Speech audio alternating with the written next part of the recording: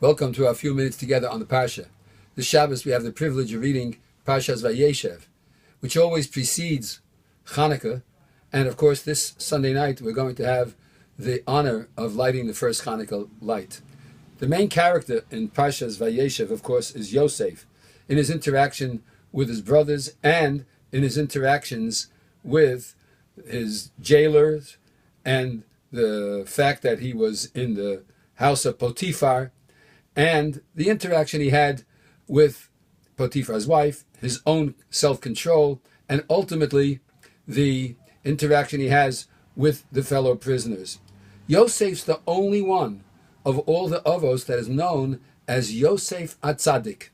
Yosef the Tzaddik. Of course, Avram, Yitzchak, and Yaakov Avinu, and Moshe Rabbeinu and Aaron are coming, but Yosef was a Tzaddik, possibly because of the tremendous inner self-control that he manifested, that in fact we learned about in the Daf Yomi just this week.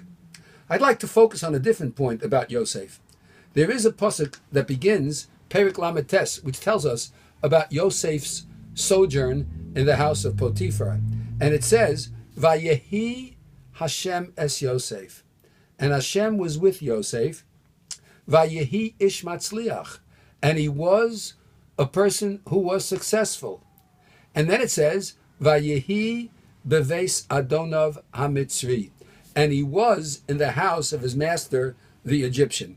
Now, Mordechai from Chernobyl points out that there's an extra Vayehi, at least one extra Vayehi over here.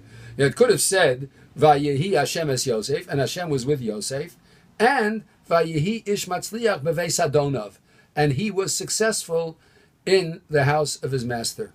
But instead it says, Vayehi Hashem es Yosef, Hashem was with Yosef, Vayehi ish matzliach, he was a man who was successful, and Vayehi beves Adonov HaMitzri, and he was in the house of his master, the Egyptian. The Mefarshim point out, and it's quoted by the Likut in the name of Rabbi Tzvi Chernobyl, as we mentioned before. It says, Mordechai from Chernobyl, it says as follows. You know, there are different ways of approaching the service of Hashem. Someone could be very, very wealthy and serve Hashem, and then if he becomes poor, it's such a shock to him that it may even cause him to lose some of his faith or emunah. On the other hand, there are some people that are poor and have tremendous emunah and betochen in HaKadosh Baruch Hu, and yet, when they become wealthy, sometimes they sort of give it up.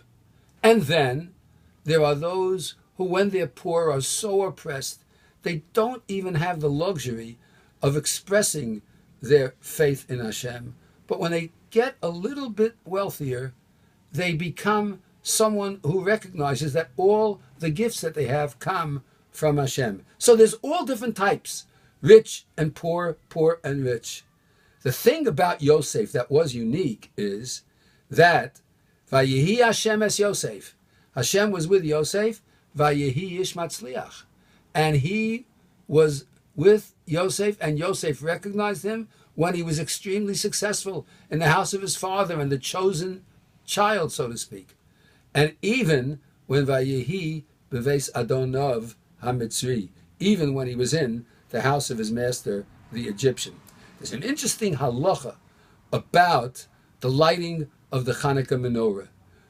It's brought down by the Mishnah Berurah in Tafrei Shayin Gimel, in which he says it's a nice thing to have a very beautiful menorah to the best of your ability. And some people even go so far as to buy a silver menorah, as our Gedolim point out, l'shem kvod ha-mitzvah, in honor of the mitzvah. But the Kaf HaChaim actually lists 15 different levels of the kind of menorah one could use. You could use a golden menorah or a pure silver menorah. You could use a copper menorah, a steel menorah. You could use a menorah made out of wood.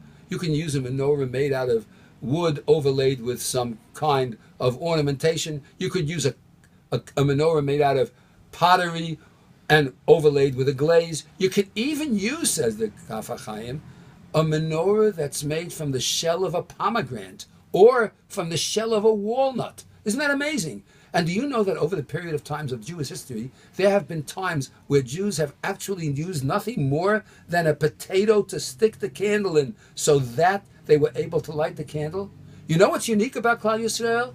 We've lit Hanukkah candles both when we were wealthy and when we were poor, when we were oppressed and when we felt free. Under any and all circumstances, we have kept the constancy of the menorah. It's like Yosef, the constancy, the tzidkus, the righteousness that always was kept, whether he was wealthy, whether he was in jail, whether he was poor. Yosef was Vayehi Hashem es Yosef.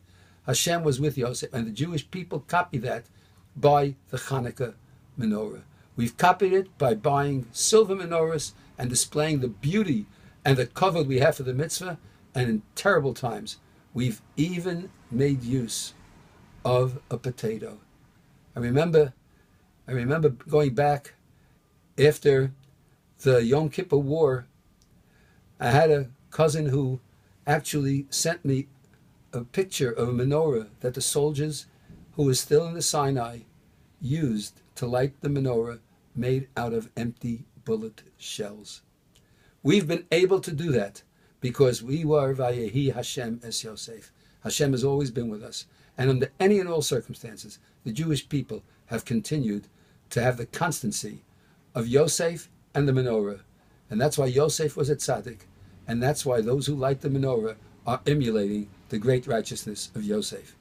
Have a wonderful Shabbos and a Chag Urim Sameach, a wonderful Hanukkah.